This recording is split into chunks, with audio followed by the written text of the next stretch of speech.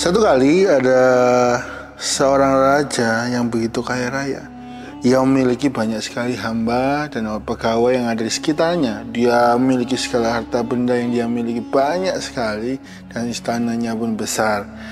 Satu kali ia harus menagih hutang di sebuah kesempatan, maka dia menyuruh semua pegawainya untuk berangkat untuk mengambil semua pajak daripada seluruh rakyat. Ada salah seorang dari hambanya yang seringkali disebut si bodoh. Ya, si bodoh ini dikatakan bodoh karena terlalu polos, terlalu lugu, terlalu baik menurut banyak orang. Apa yang terjadi? Ketika semua pegawainya sudah dikirim untuk menagih hutang, si bodoh pun terpaksa untuk dikirim oleh sang raja untuk menagih hutang. Ketika disuruh oleh sang raja, si bodoh ini bertanya, kalau sudah uangnya dikumpulkan, dibuat apa raja? Tuanku raja, ya.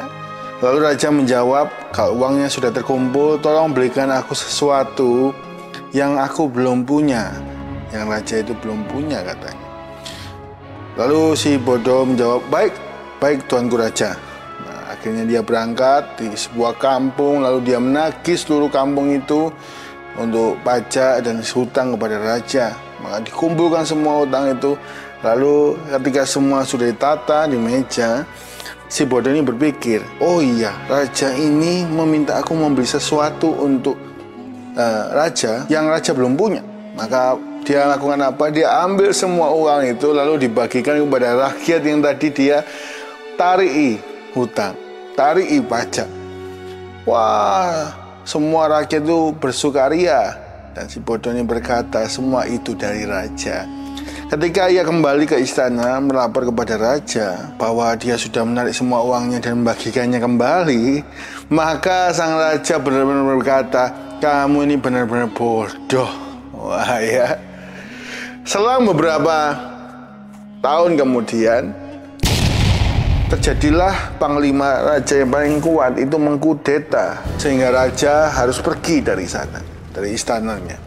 Maka yang terjadi apa? Terjadi dia cuma bawa sehelai pakaian. Kalau dikudeta nggak sanggup bawa apa-apa ya. Dia lari, dia selamatkan nyawanya, dia hanya membawa sehelai pakaiannya dari tubuhnya bersama si bodoh.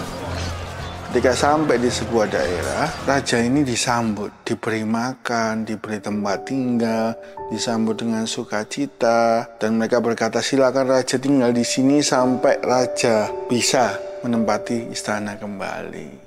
Raja itu bingung, lalu bertanya kepada si bodoh, siapa mereka ini kok baik sekali sama aku?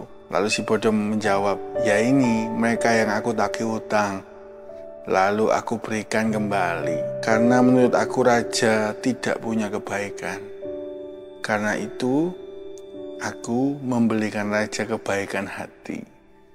Aku memberikan raja hati para rakyat di kampung ini supaya menerima raja. Dari kisah ini kita belajar bahwa saat malapetaka, kebaikan hati kita itu yang dapat kita tuai. Ya. Yang pertama yang menyelamatkan kita dari malapetaka itu pasti kebenaran kita di hadapan Tuhan. Yang kedua adalah kebaikan. Sudahkah kita berbuat baik? Galatia 6 ayat 9 dan 10 berkata, janganlah kita jemu-jemu berbuat baik, karena kalau kita tidak menjadi lemah, kita akan menuai pada waktunya. Jadi hari ini jangan jadi lemah. Lemah dalam bahasa Yunani artinya kecewa. Banyak orang berbuat baik tapi kecewa, kok nggak menuai, kok dia nggak ngasih sesuatu yang baik sama aku. Tenang, yang mencatat kebaikan kita bukan orang, tetapi Tuhan. Mari kita jangan jemu berbuat baik selagi ada kesempatan, selagi kita lagi punya hidup dan punya waktu, punya uang mungkin. Ada kesempatan, ayo berbuat baik. Tuhan Yesus memberkati kita semua.